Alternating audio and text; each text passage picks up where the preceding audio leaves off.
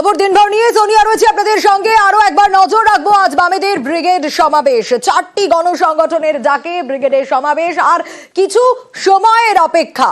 Parade গ্রাউন্ডে একেবারে শেষ মুহূর্তের প্রস্তুতি চলছে, যে ছবি আপনাদের দেখাচ্ছি, এবং আজ দুপুর 3টে নাগাদ শুরু হবে ব্রিগেড সমাবেশ। হাতে রয়েছে আর ঠিক দেড় ঘন্টা পরেই শুরু হবে ব্রিগেড সমাবেশ, এবং আটটা মিছিল বেরোবে।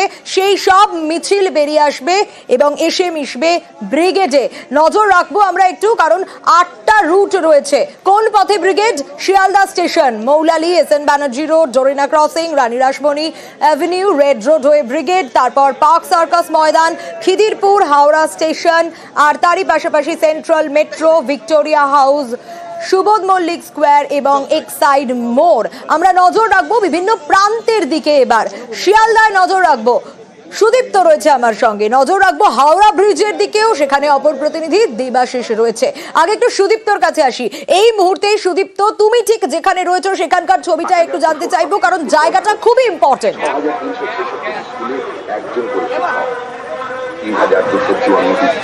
একদমই তাই। শ্রমিক, কৃষক, ক্ষেত মজুর এবং বস্তি সংগঠনের ডাকে ব্রিগেড গতকালই বলে দিয়েছিলেন মোহাম্মদ সেলিম, এই ব্রিগেড বামেদের ব্রিগেড নয়, তবে বামপন্থীদের ব্রিগেড তা বলাই চলে। এই মুহূর্তে শিয়ালদা থেকে সেই মিছিল কিন্তু শুরু হলো, সেই ছবি তোমায় দেখাচ্ছি।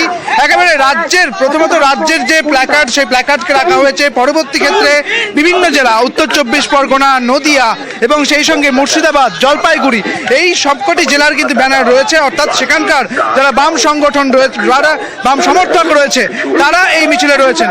এবং এই ব্রিগেড এই মুহূর্তে একেবারে ব্যস্ততম একটি স্টেশন, শিয়ালদা স্টেশন, সেখান থেকে কিন্তু শুরু হচ্ছে।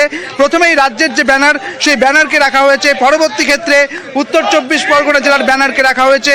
তারপরে এই নদিয়া এবং নদিয়ার পরবর্তী ক্ষেত্রে জলপাইগুড়ি, এই প্রত্যেকটা জেলার ব্যানার, প্রথমে রাজ্যের ব্যানার এবং পাশাপাশি তারপরে অন্যান্য জেলা, অর্থাৎ কলকাতা থেকে শুরু করে তারপর অন্যান্য জেলার যে ব্যানার, সেগুলো রাখা হয়েছে। এই মুহূর্তে স্লোগান দেওয়া হচ্ছে এবং শিয়ালদা স্টেশন থেকে বেরিয়ে প্রথমে জগদীশ চন্দ্র বসু রোড হয়ে, তারপর সেখান থেকে এসএন ব্যানার্জি রোড এবং তারপরে জওহরলাল নেহেরু রোড হয়ে পৌঁছে যাবে। শিয়ালদার ছবি আমরা দেখাচ্ছি দর্শকদের। খুব ইম্পর্টেন্ট একটা জায়গা, যেরকম সেরকম আরো একটা গুরুত্বপূর্ণ জায়গা, সেটা হচ্ছে হাওড়া ব্রিজ। দেখুন, সেখান থেকেও ইতিমধ্যেই মিছিল শুরু হয়েছে। সামনে রয়েছে ব্রিগেড চলোর ব্যানার, আর দেবাশিস রয়েছে আমার সঙ্গে। দেবাশিসের কাছে আসবো। দেবাশিস, এখনকার ছবিটা দেখতে পাচ্ছি, তাতে হাওড়া ব্রিজেও ইতিমধ্যে মিছিল রয়েছে, এগোচ্ছে ব্রিগেডের পথে।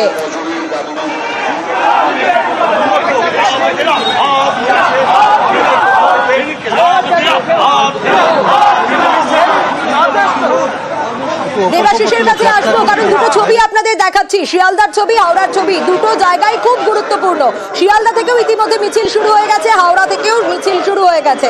দেবাশিস রয়েছে আমার সঙ্গে, দেবাশিসের কাছে যাব।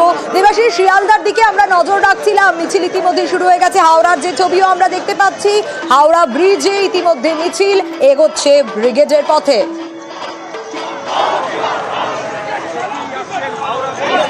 একেবারে দেখো, এই মুহূর্তে হাওড়া, হুগলি, বর্ধমান এবং মেদিনীপুর, সেখান থেকে আসা কর্মী সমর্থক, বামেদের কর্মী সমর্থক এবং হাওড়া জেলার একাধিক জেলা নেতৃত্ব, তাদের নেতৃত্বে ইতিমধ্যে এক বিশাল মিছিল যে হাওড়া ব্রিজ হয়ে একেবারে ব্রিগেড প্যারেড গ্রাউন্ড পর্যন্ত যাবে।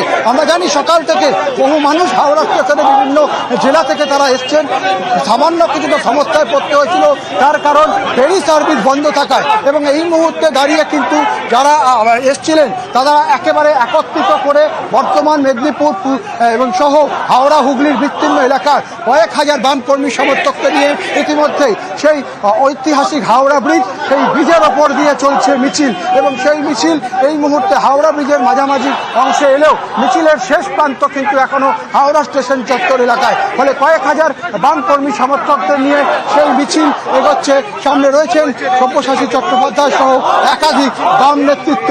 আজ কিন্তু একটা পরীক্ষা বা আমি কথা বলবো সরাসরি সব্যসাচীর সাথে। সব্যসাচী, আজ একটা 26-এর ভোটের আগে বড় সড়ো পরীক্ষা। ভোটটা গুরুত্বপূর্ণ নয়, নীতি বদলাবে কিনা এটাই হচ্ছে প্রশ্ন। আমাদের দেশে ভোট আসে ভোট যায়, কিন্তু গরিব মানুষের জীবন যে তিমিরে সেই তিমিরেই থেকে যায়। যারা জেতে ভোটে তারা ক্ষমতা দখলের জন্য জেতে, ক্ষমতায় জেতার পর গরিব মানুষের কথা তারা বলে না। আমরা তাদেরকে ওই কথা বলাতে বাধ্য করাবার জন্য নীতি বদলের জন্য এই ব্রিগেডের ডাক দিয়েছি। একদমই হাওড়ার খেটে খাওয়া মানুষের ব্রিগেড, শিয়ালদার ছবিও আমরা দেখছি। বিভিন্ন জেলা থেকে বাম কর্মী সমর্থকরা ইতিমধ্যে আসতে শুরু করেছেন। হাতে রয়েছে আর 1 ঘন্টা 25 মিনিট মতো। বিভিন্ন প্রান্তের দিকে আমরা নজর রেখেছি শিয়ালদার দিকে, হাওড়ার দিকে। মোট 8টা জায়গা রয়েছে যেখান থেকে মিছিল হবে ব্রিগেডমুখী। ইতিমধ্যেই বিভিন্ন প্রান্ত থেকে মিছিল শুরু হয়েছে।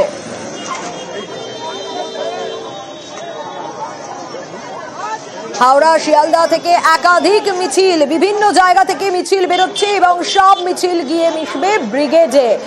আর বামেদের এই ব্রিগেড সমাবেশকে তীব্র কটাক্ষ কুণাল ঘোষের। শূন্যই থাকবে তোপ তৃণমূল নেতার। শূন্যটা শূন্যই থাকবে। 2026-এ এই ব্রিগেডের পরই শূন্যই থাকবে। সিপিএম এর কোনো বিধায়ক হবে না। আর যারা ব্রিগেডে যাচ্ছে তাদের কিছু লোক বিজেপিকে ভোট দেবেন দেখেছে বামেরা, আর যাচ্ছে বিজেপির ভোটাররা। ফলে এটা সিপিএম এর ঘুরে দাঁড়ানো, এগুলোর সঙ্গে কোনো সম্পর্ক নেই। কুণাল ঘোষের বক্তব্য শুনলেন। তৃণমূলকে পাল্টা জবাব দিয়েছেন সিপিএম নেত্রী মীনাক্ষী মুখোপাধ্যায়। খেটে খাওয়া মানুষরা তাদের ঘামের দামের হিসাব নিতে ব্রিগেডের মাঠে লড়াইয়ের শপথ নিতে আসছে। চাকরি চুরি হয়ে গেছে, বালি চুরি, মাটি চুরি, জমি চুরি সব হয়ে গেছে, শুধু জেলে যাওয়া বাকি আছে। ফলত ঠান্ডা ঘরে বসে বসে মেহনতি মানুষের আন্দোলনকে কটাক্ষ করবে না তো কাজ কি? অন্তত পক্ষে ঠান্ডা ঘরে বসে কটাক্ষ না করে ওএমআর গুলো খুঁজলে তো পারে।